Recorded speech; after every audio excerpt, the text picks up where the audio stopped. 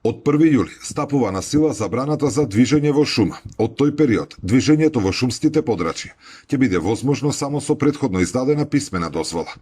Оваа мерка е дел од превентивните активности за заштита од шумски пожари кои во изминатите години предизвикаа сериозни штети и ја загрозија безбедноста на граѓаните.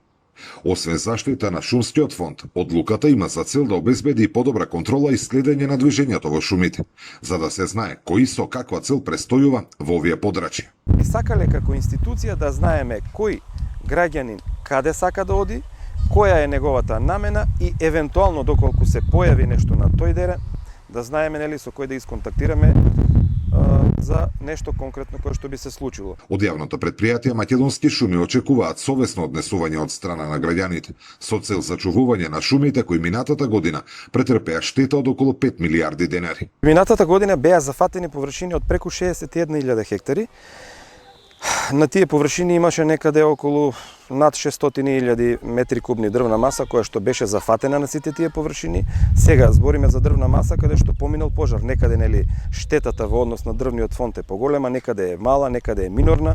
Меѓутоа сума сумарум збориме за површина која што била зафатена од оган.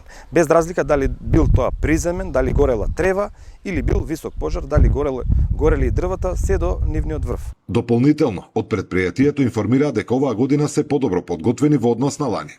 Во тека е набавка на нова заштитна опрема за вработените, а решени се проблемите со платите и осигурувањето кои минатата сезона ги оставија вработените без основна заштита и изложени на ризици.